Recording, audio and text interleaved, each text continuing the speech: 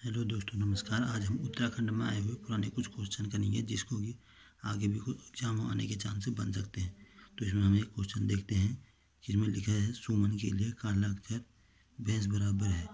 सुमन के लिए काला अक्षर भैंस बराबर है। तो ये वाक्य में रेखांकित पद का अर्थ क्या है? काला अक्षर का शब्द क्या है? तो ये इसका अर्थ है अनपढ़। यहाँ पे सुमन के लिए काला अक्षर भैंस बराबर है, इसका अर्थ है यहाँ पे अनपढ़ के लिए। तो पहले का ऑप्शन बी हो जाएगा यहाँ पे। ठीक है, कौन सा उपन्यास प्रेमचंद द्वारा नहीं लिखा गया है? प्रेमचंद द्वारा रचित नहीं है कहना है यहाँ पे। ठीक है, तो रंगभूमि लिखा गया है, गबन गोबान कर्मभूमि ये सब प्रेमचंद द्वारा रचित हैं। ठीक है, प्रेमचंद द्वारा रचित हैं। अगला क्वेश्चन देखते हैं। तो राग भूमि राग दरबारी, यहाँ पे दूसरे का ऑप्शन ए हो जाएगा, राग दरबारी प्रेमचंद द्वारा रचित नहीं है। अगला क्वेश्चन देखते हैं। संविधान द्वारा स्वीकृत भाषाओं की संख्या कितनी है? तो 8वीं अनुसूची में जो कि 22 भाषा स्वीकारी गई है। तो 3 का ऑप्शन बी हो जाएगा यहाँ पे आंसर। अगला क्वेश्चन देखते हैं। वाक्य के प्रकार। तो वाक्य मेनली 2 प्रकार के होते हैं, सरल वाक्य और वाक्य के 2 प्रकार दिए यहाँ पे, सरल जटिल। हालांकि रचना के आधार पर वाक्य 3 प्रकार के होते हैं, सरल वाक्य, जटिल वाक्य, सरल वाक्य, मिश्र वाक्य और संयुक्त वाक्य। 3 प्रकार के होते हैं यहाँ पे वाक्य। और अर्थ के आधार पर वाक्य 8 प्रकार के होते हैं। ठीक है, अब 8 प्रकार के वाक्य में क्या क्या है? विधानवाचक, निषेधवाचक, प्रश्नवाचक, विस्मयादिबोधक, आज्ञावाचक, इच्छावाचक, संकेतवाचक, संदेहवाचक। ये 8 प्रकार के होते हैं। अर्थ के आधार पर, रचना के आधार पर 3 प्रकार के होते हैं। ठीक है, तो अर्थ के आधार पर 8 प्रकार के वाक्य क्या है? विधानवाचक वाक्य, निषेधवाचक वाक्य, प्रश्नवाचक वाक्य, विस्मयादिबोधक वाक्य, आज्ञावाचक वाक्य, इच्छावाचक वाक्य और संकेतवाचक वाक्य और संदेहवाचक वाक्य। तो यहाँ पे पूछा है कि सरल वाक्य और जटिल वाक्य किस प्रकार के आधार? तो ये रचना के आधार पर के उदाहरण। तो 4 का ऑप्शन ए हो जाएगा। संख्या के कितने भेद होते हैं? तो संख्या के आपको पता है 5 भेद होते हैं।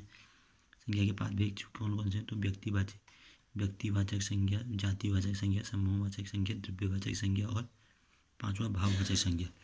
और सर्वनाम के कितने प्रकार के होते हैं? तो सर्वनाम 6 प्रकार के होते हैं। पुरुषवाचक सर्वनाम, निश्चयवाचक सर्वनाम, अनिश्चयवाचक सर्वनाम, संबंधवाचक सर्वनाम, प्रश्नवाचक सर्वनाम और निजवाचक सर्वनाम। और विशेषण के 4 प्रकार के होते हैं, गुणवाचक विशेषण, परिमाणवाचक विशेषण, संख्यावाचक विशेषण और सार्वनामिक विशेषण। ठीक है, तो यहाँ पे क्या पूछा है? यहाँ पे पूछा है संज्ञा के भेद। तो 5 प्रकार का होता है संज्ञा। ठीक है, अगला क्वेश्चन देखते हैं। हिंदी भाषा में कितने प्रकार के वचनों का प्रयोग किया गया है? एक वचन और बहुवचन मेनली 2 प्रकार का होता है। तो 6 का ऑप्शन यहाँ पे बी हो जाएगा। अगला क्वेश्चन देखते हैं। हिंदी में कितने कारकों का प्रयोग होता है? तो कारक मेनली 8 प्रकार के होते हैं। जैसे कर्ता ने, कर्म को, करण से, के द्वारा, शब्दान को, के लिए, अपादान से, अलग होने के लिए अपादान होता है। तो संबंध काकी के, रारी रे, नानी ने। ठीक है, इस प्रकार से। और संबोधन हे, अरे, हे राम, तो इस प्रकार का संबोधन होता है। तो इस प्रकार के ये कारक चिन्ह कितने प्रकार के होते हैं?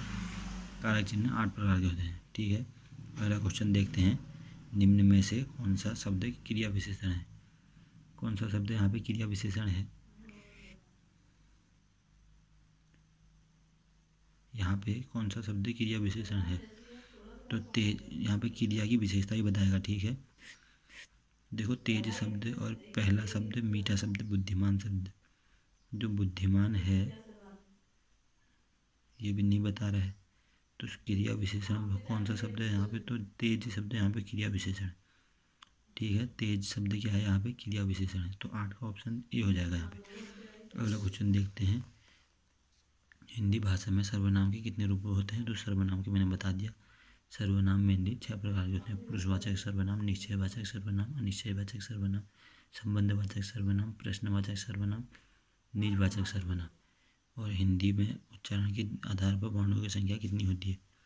तो यहाँ पे 10 का ऑप्शन ए दिया है। 10 स्वर और 35 व्यंजन दिए हैं उच्चारण के आधार पर। ठीक है, 35 व्यंजन और 10 स्वर। अगला क्वेश्चन देखते हैं। कंप्यूटर में तो उच्चारण के आधार पर असलियत में 35, 10, 45। हाँ ठीक। तो 11वां क्वेश्चन देखते हैं। कंप्यूटर में प्रयुक्त गणित क्या कहलाता है? तो बुलियन अलजेब्रा, जो कि आपको पता होगा, कंप्यूटर में प्रयुक्त गणित बुलियन अलजेब्रा कहलाता है। CD रोम क्या है? CD यानी compact disc read only memory. ये है क्या? ये एक प्रकार का मैग्नेटिक मेमोरी है। 12 का ऑप्शन बी हो जाएगा यहाँ पे।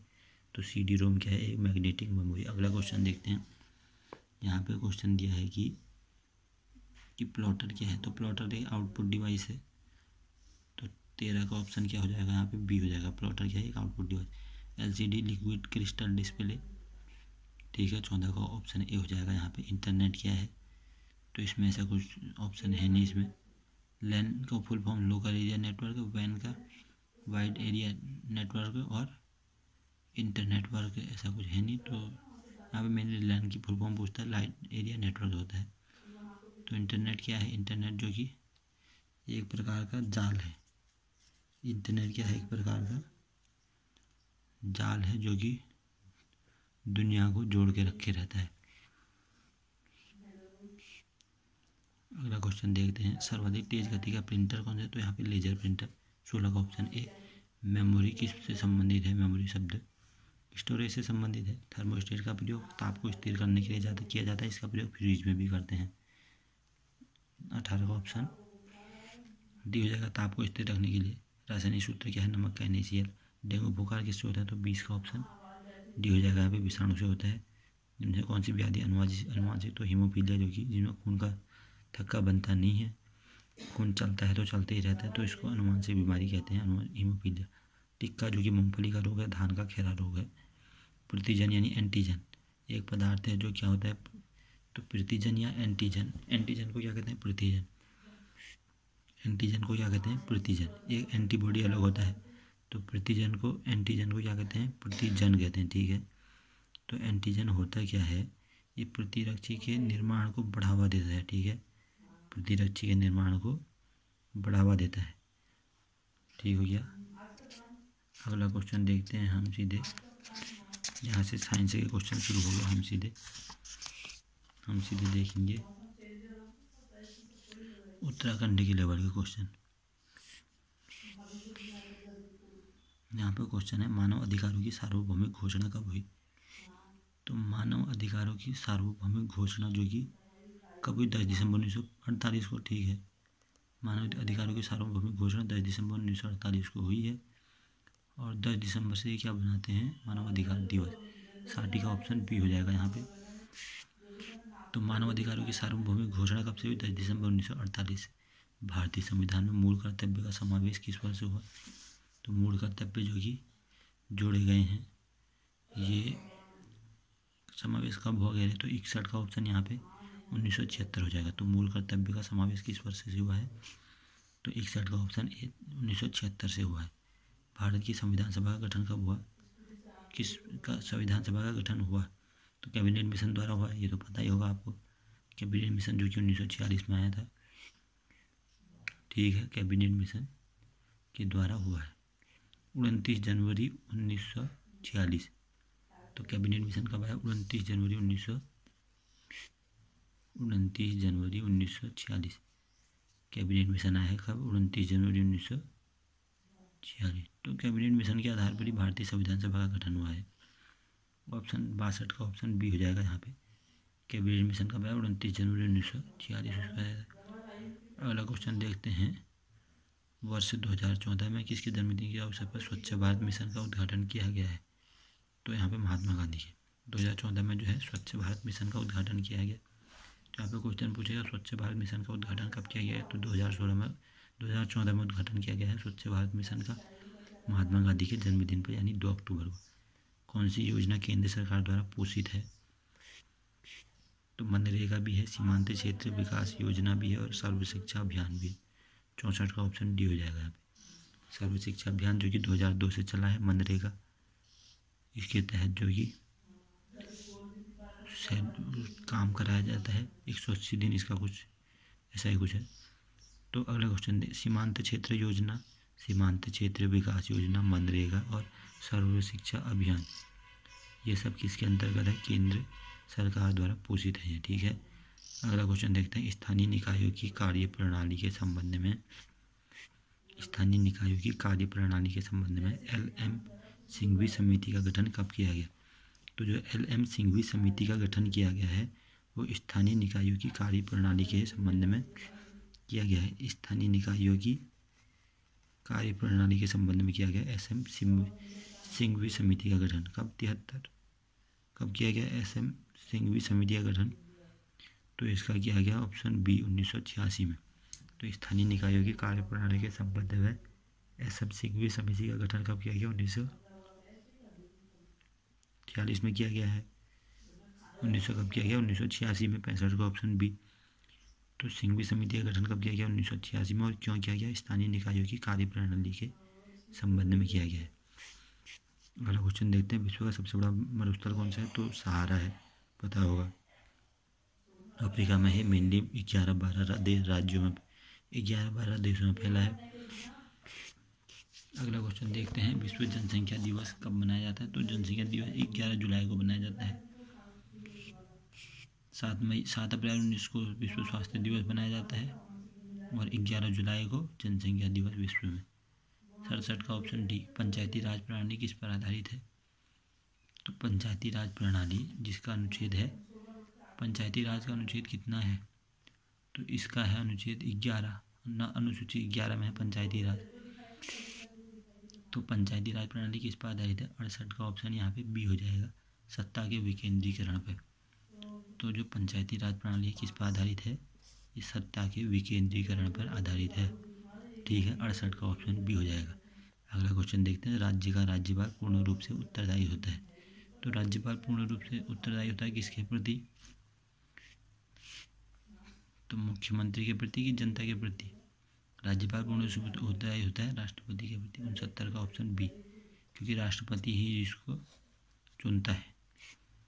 तो 69 का ऑप्शन बी हो जाएगा, राज्यपाल पूर्ण रूप से उत्तरदायी होता है राष्ट्रपति के प्रति। अगला क्वेश्चन देखते हैं, कौन से नेता समग्र क्रांति का नारा दिया? तो समग्र क्रांति का नारा कौन से नेता ने दिया है? तो यहाँ पे इसका आंसर हो जाएगा 70 का ऑप्शन सी, जयप्रकाश नारायण ने। तो समग्र क्रांति का नारा किसने दिया? तो जयप्रकाश नारायण ने दिया। समग्र क्रांति का नारा दिया है जयप्रकाश नारायण ने। अगला क्वेश्चन देखते हैं, नंदा देवी राज्य यात्रा कितने वर्षों में आयोजित किया था? तो 12 वर्षों में आयोजित किया थी, 2000 में आयोजित की गई थी। उसके 12 साल बाद यानी 2013 में आयोजित होनी थी, लेकिन 16 जून 2013 में भूकंप आई। 16 जून 2013 में जो कि आपदा आ गई थी केदारनाथ में। ठीक है, चौरापाड़ी ग्लेशियर में जो ग्लेशियर खिसकने के कारण मंदाकिनी नदी का जल स्तर बढ़ गया था, केदारनाथ में आपदा आ गई थी। उसके बाद जो कि 2014 में हुई, 2014 जो कि कब से? जुलाई 2014, 18 अगस्त से 6 सितंबर तक हुई 2014 में। अब अगली जो होनी थी ये 2013 के बाद ये होनी थी 2026 में होनी थी। ठीक है, 2026 में, लेकिन अब देखो होगी उस समय 2026 में। तो यहाँ पे अगला क्वेश्चन देखते हैं, बुलाक किस अंग पर पहना जाता है? तो बुलाक जो कि नाक में पहना जाता है। जैसे नाक है, जैसे ये है नाक, ठीक है, तो यहाँ पे ऐसे करके पहना जाता है बुलाक। नाक के बीच में ऐसे करके पहना जाता है क्या? बुलाक पहना जाता है। 72 का ऑप्शन बी। पीवी सिंधु किससे संबंधित है? जो ये किससे संबंधित है? बैडमिंटन से संबंधित है पीवी सिंधु। 73 का ऑप्शन बी सी हो जाएगा यहाँ पे। अगला क्वेश्चन देखते हैं, किसने राज्यसभा का नामित सदस्यता ग्रहण नहीं करी है? तो ये पेपर है 2017 का। तो राज्यसभा की नामित सदस्यता ग्रहण किसने की उस समय? 74 का ऑप्शन डी हो जाए यहाँ पे, प्रणव पांड्या यहाँ पे इसका आंसर है, जिसने राज्यसभा की नामित सदस्यता ग्रहण नहीं की। अगला क्वेश्चन देखते हैं, गांधी बिफोर इंडिया। तो गांधी बिफोर इंडिया ये पुस्तक के लेखक कौन है? 75 का ऑप्शन यहाँ पे सी। तो गांधी बिफोर इंडिया ये पुस्तक लिखी है रामचंद्र गुहा ने। कौन सी पुस्तक? Gandhi before India. Gandhi before India पुस्तक किसने लिखी है? तो रामचंद्र गुहा ने लिखी है गांधी बिफोर इंडिया पुस्तक। अगला क्वेश्चन, भारत का मार्टिन लूथर किसे कहते हैं? 76 का ऑप्शन ये है डी हो जाएगा। तो भारत का मार्टिन लूथर दयानंद सरस्वती को कहते हैं। तो 76 का ऑप्शन डी हो जाएगा यहाँ पे, भारत का मार्टिन लूथर दयानंद सरस्वती को कहते हैं। ठीक हो गया, दयानंद सरस्वती जिनका मूल नाम जो कि मूल शंकर भी है। तो भारत का मार्टिन लूथर किसको कहते हैं? दयानंद सरस्वती को। 76 का ऑप्शन डी हो जाएगा यहाँ पे। अगला क्वेश्चन देखते हैं, 1857 के विद्रोह के समय भारत का गवर्नर जनरल जो कि कैनिंग था। अंतिम गवर्नर जनरल पहला वायसराय लॉर्ड कैनिंग ही था 1857 में। नील दर्पण के लेखक कौन थे? तो नील दर्पण के लेखक थे कौन थे? देशबंधु मित्र, तो 78 का ऑप्शन हो जाएगा यहाँ पे डी। तो नील दर्पण के लेखक कौन थे? दीनबंधु मित्र। अगला क्वेश्चन देखते हैं, श्री पूर्णागिरि मंदिर उत्तराखंड के कहाँ है? तो चंपावत में है। 79 का ऑप्शन बी हो जाएगा यहाँ पे। अगला क्वेश्चन देखते हैं, हरेला क्या है? हरेला जो कि 5 जुलाई को मनाया जाता है, इस एक त्यौहार है उत्तराखंड के। 80 का ऑप्शन सी हो जाएगा यहाँ पे। उत्तराखंड में लोकसभा सांसद कितने निर्वाचित होते हैं? तो लोकसभा सीट कितनी है उत्तराखंड में? 5 है। तो 81 का ऑप्शन डी हो जाएगा। अगला क्वेश्चन देखते हैं कि 82वां क्वेश्चन, लाखा मंडल किस जिले में है? तो लाखा मंडल, जिसका पुराना नाम है मढ़, तो लाखा मंडल किधर है? लाखा मंडल है आपका देहरादून में, ठीक है। अगला क्वेश्चन देखते हैं, देहरी विधुरा मेला वाराही देवी में मनाया जाता है, वाराही देवी मंदिर में, तो एक लंबा लगता है चंपावत में, ठीक है। यहाँ पाषाण युद्ध भी होता है। अभी भले ही पाषाण युद्ध होता नहीं है, अभी फूलों वाला वो होता है युद्ध, पत्थर से नहीं खेला जाता है, अभी फूलों से खेला जाता है। कौन उत्तराखंड का सबसे पुराना विश्वविद्यालय है? तो उत्तराखंड का सबसे पुराना विश्वविद्यालय कुमाऊं विश्वविद्यालय और गढ़वाल विश्वविद्यालय, जो कि 1973 में बने थे, ठीक है। गुरुकुल कांगड़ी विश्वविद्यालय जो कि 1902 का है, और जीबी पंत कृषि प्रौद्योगिकी विश्वविद्यालय जो कि 1960 का है, ठीक है, 15 नवंबर 1960 का। तो यहाँ पे बात हो रही तो गुरुकुल कांगड़ी विश्वविद्यालय सबसे पुराना विश्वविद्यालय है, तो 84 का ऑप्शन सी हो जाएगा यहाँ पे, ठीक है। अगला क्वेश्चन देखते हैं, मुरखली नथुली गुलबंद। देखो गुलबंद गले में पहनते हैं, नथुली नाक में, मुरखली भी नाक में पहनते हैं। तो ये सब क्या है? ये आभूषण है। 85 का ऑप्शन सी हो जाएगा यहाँ पे। उदय शंकर नृत्य एवं नाट्य अकेडमी, ये किधर है? तो उदय शंकर नृत्य एवं नाट्य अकेडमी ये है आपका अल्मोड़ा में। 86 का ऑप्शन बी हो जाएगा। कौन सा? उदय शंकर नृत्य एवं नाट्य अकेडमी, उदय शंकर नृत्य एवं नाट्य अकेडमी कहाँ है? अल्मोड़ा में। 86 का ऑप्शन बी हो जाएगा। तो अगला क्वेश्चन, गढ़वाल पेंटिंग जो कि बैरिस्टर मुकुंदलाल ने लिखी है, 1969 में इसका क्या हुआ था? प्रकाशन हुआ था। 87 का ऑप्शन बी, ठीक है। तो गढ़वाल पेंटिंग का प्रकाशन कब हुआ? 1969 में बैरिस्टर मुकुंदलाल ने लिखी थी, बैरिस्टर मुकुंदलाल, ठीक है। इसने तरुण कुमाऊं पत्रिका का प्रकाशन भी किया था 1922 में। बैरिस्टर मुकुंदलाल ने 1923 और 1926 में स्वराज दल की तरफ से चुनाव जीते थे, ठीक है, बैरिस्टर मुकुंदलाल। और इनने वीर चंद्र सिंह गढ़वाल का केस भी लड़ा था 1941 में, ठीक है। तो बैरिस्टर मुकुंदलाल। और मौलाराम की चित्रों को दुनिया के सामने लाए थे बैरिस्टर मुकुंदलाल। तो इसमें अगला क्वेश्चन देखते हैं, बग्वाल मेला जो कि देवी धुरा में लगता है, वाराही देवी मंदिर। पूर्णागिरि मेला चंपावत में है, टनकपुर के समीप। लोसर मेला और झंडा मेला देहरादून में लगता है, क्योंकि यहाँ झंडा गुरुद्वारा भी है, जो कि 1699 में जब यहाँ 7वें गुरु हर राय के पुत्र राम राय आए थे 1699 में, इन्होंने यहाँ झंडा गुरुद्वारा की स्थापना करी, ठीक है। भले ही उसका निर्माण पूरा किया निर्माण पूरा हुआ उसका, कौर ने पूरा करा, कौर ने, जो कि 1707 में पूरा किया। तो ये झंडा मेला लगता है कहाँ? झंडा मेला लगता है देहरादून में। लोसर मेला कहाँ लगता है? लोसर मेला उत्तरकाशी के डुंडा में लगता है। लोसर मेला ये किन के द्वारा मनाया जाता है? भोटियाओं के द्वारा। लोसर मेला लगता है डुंडा में, ठीक है। अगला क्वेश्चन देखते हैं, कुमाऊनी रचनाकार नहीं है, तो गुमानी पंत भी हैं, गंगाधर उप्रेती भी हैं, शिवदत्त सती भी हैं। तो 89 का ऑप्शन डी हो जाएगा यहाँ पे। तो कुमाऊनी रचनाकार कौन कौन है? गुमानी पंत हैं कुमाऊनी रचनाकार, ठीक है। गुमान सिंह के दरबार में थे ये, काशीपुर के राजा गुमान सिंह के दरबार में। और शिवदत्त सती भी कुमाऊनी रचनाकार हैं, और गंगाधर उप्रेती भी कुमाऊनी रचनाकार हैं यहाँ पे, ठीक है। गंगाधर उप्रेती भी कुमाऊनी रचनाकार हैं। अगला क्वेश्चन देखते हैं, उत्तराखंड के पहले राज्यपाल जो कि सुरजीत सिंह बरनाला थे। अगला क्वेश्चन देखते हैं,